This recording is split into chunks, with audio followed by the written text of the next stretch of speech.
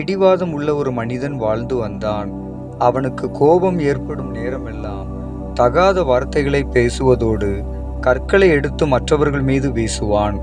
இதை பார்த்த சீடன் ஒருவன் அவனை மடாலயத்தில் உள்ள குருவிடம் அழைத்து சென்று நடந்தவற்றை கூறினான். இதை கேட்ட துறவி சீடனிடம், இவனுக்கு சாப்பாடு கொடுங்கள், தண்ணீர் கொடுங்கள், ஆனால் யாரும் இவனிடம் பேச வேண்டாம். அவன் என்ன சொன்னாலும் யாரும் பதிலளிக்க வேண்டாம். அவனை அவன் போக்கில் விட்டுவிட்டு அமைதியாக உங்கள் வேலையை செய்யுங்கள் என்றார்.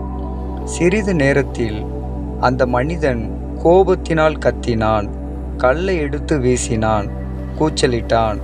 ஆனால் பதிலுக்கு யாரும் எதுவும் பேசாமல் அவர்களுடைய வேலையை செய்து கொண்டிருந்தார்கள். மீண்டும் மீண்டும் அந்த மனிதன் கத்தினான், மோசமான வார்த்தைகளை பேசினான். ஆனால் யாரும் அவனுக்கு மறுமொழி கூறவில்லை.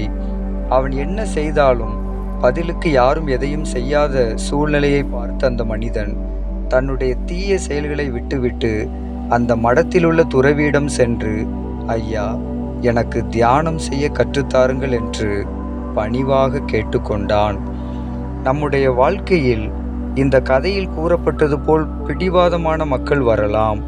நீங்கள் அவர்களை மாற்ற முயற்சிக்காமல் அவர்களை அவர்கள் போக்கில் விட்டுவிடுங்கள். தானாக அவர்கள் மாறுவார்கள். பலருடைய வாழ்க்கையில் தொடர்ந்து பிரச்சனைகள் வருவதற்கு காரணம் மற்றவர்களை மாற்ற முயற்சிப்பதே. ஏன் பிரச்சனைகள் வருகிறது என்ற விழிப்புத்தன்மை இல்லாமல் பலர் தொடர்ந்து சண்டையிட்டு கொண்டிருப்பார்கள். சண்டை வரும் நேரமெல்லாம் யாரையும் மாற்ற முயற்சிக்காமல் மௌனமாக இருங்கள். எதையும் கண்டுகொள்ளாமல் இருக்க பழகிக்கொண்டால் நீங்கள் விரும்பும் மன அமைதியை பெறலாம். பொதுவாக பிடிவாதம் உள்ளவர்கள் யாருடைய ஆலோசனைகளையும் விரும்புவதில்லை. நீங்கள் ஆலோசனை கூறினால், நான் அதை செய்வேன், உன்னால் என்ன செய்ய முடியும் என்பார்கள். எனவே அவர்களுக்கு ஆலோசனை சொல்வதை நிறுத்திவிட்டு அவர்களுடைய விஷயத்தில் எதையும் கண்டுகொள்ளாமல் இருக்க முயற்சி செய்யுங்கள்.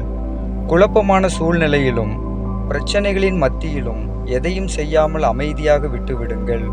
அப்போது கலங்கிய ஆற்று தண்ணீர் சிறிது நேரத்தில் தெளிவதைப் போல் உங்களுக்கு வரும் பிரச்சனைகள் நீங்கள் விரும்புவதைப் போல் அமைதி நிலைக்கு திரும்புவதை காணலாம்.